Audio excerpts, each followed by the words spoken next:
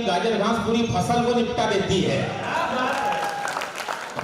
साहब होता क्या, देखो जब शादी ब्याह में क्या है कि जब हम बैंड वाले को करते हैं तो सबसे आगे एक बड़ा भोंगे वाला रहता है, उसको संगीत से कोई लेना देना नहीं।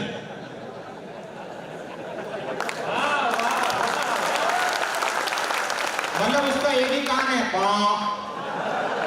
पीछे गाना बजेगा, आज मेरे यार की शादी है, आज मेरे यार की शादी, उसको कोई मतलब नहीं। मतलब हर दिन किसी की अर्थी निकल रही है, लोग बोलते हैं राम नाम सत्य, उसका आगे एक ही काम।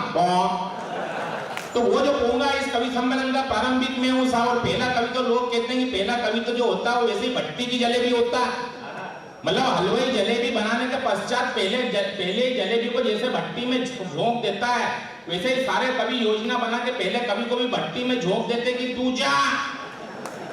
लेकिन साहब वो जो पहला कवि होता है, पहली जलेबी होती है, वो आस्था की जलेबी होती है, विश्वास की जलेबी होती है, प्रेम की जलेबी होती है। सारी जलेबियों से ज्यादा वो जलेबी की वक्त होती है, वो जलेबी भट्टी पे चढ़ती है, तब जाके धंधे में बरकत होती है।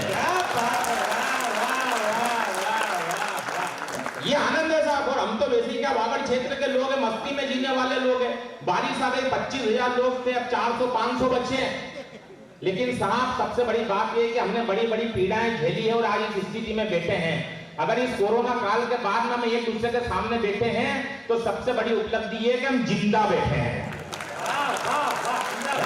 वरना हालत ये कि जिसके चेहरे पे देखो उसके चेहरे पे मास्क, जिसके चेहरे पे देखो उसके चेहरे पे मास्क। मेरे को तो डाउट होने लगा था कि आने वाली पीढ़ियां हमारी बाली और सुग्रीव के जैसी नहीं पैदा हो।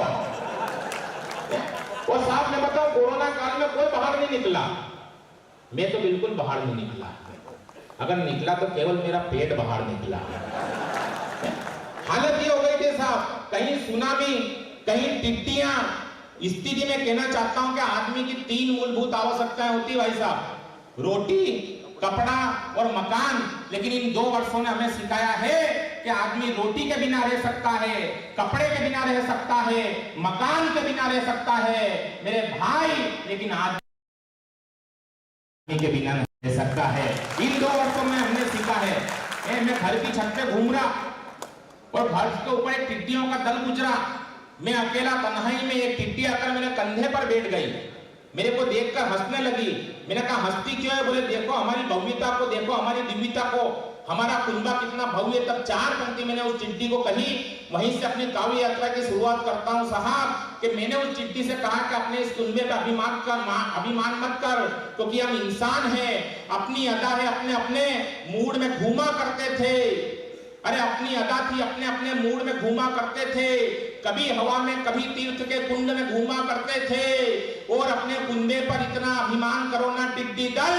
अरे कुछ महीने पहले हम सब भी झुंड में घूमा करते थे, कुछ महीने पहले हम सब भी झुंड में घूमा करते थे। ना जाने हमारे झुंड को किसकी नजर लग गई।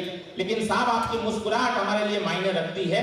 और इसी बीच में एक महाशय उठे हैं, दोनों हाथ हिलाते हुए दाईं तरफ से इस प्रकार जा रहे हैं जैसे शतक मारने के पश्चात सचिन तेंदुलकर अपने गंतव्य स्थान पर जाता हो। उनके लिए जोरदार तालियां, शानदार प्रदर्शन।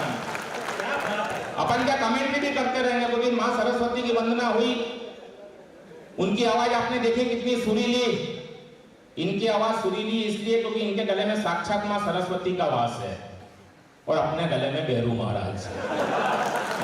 और अपन तो क्या इतनी लंबी छोटी वंदना अपने को लिखने की आवश्यकता ही नहीं। अपन तो केवल 2 पंक्ति लिखते हैं माँ के लिए और आप तक पहुंचाता हूं कि शेर पे सवारी करके आजा शेरा वालिए, और भ्रष्ट भ्रष्ट नेताओं को खाजा शेरा वालिए। बोल सांचे दरबार के। ये हो गई। फोकट की बात करने की जरूरत नहीं है साहब, अपने को बहुत बड़ा मंच है। और मैं तो निवेदन कर देना चाहता हूं, ज्यादा अपन क्या है वीर रस की बात तो करते नहीं, क्योंकि अपना थोपड़ा ऐसा नहीं है। मेरे को देख के लोग समझते हैं कि यार ये तो आदमी क्या, अभी पिछले दिनों जब गणेश उत्सव चालू हुए उसके बाद माताजी 27 तारीख से जब प्रारंभ हुई तो 26 तारीख को एक कवि सम्मेलन था, नवदुर्गा के एक दिन पहले। तो एक आयोजक आ गया मेरे सामने, बोला आप कितने पैसे लेते हो? मैंने कहा तुमको क्या मतलब? बोला हमको 10 दिन के लिए बुक करना है। मैंने कहा मेरी डेटे बुक है। बोले जितना भी पैसा लेता हो उससे डबल लो। लेकिन हमारे यहाँ बुक हो जाओ।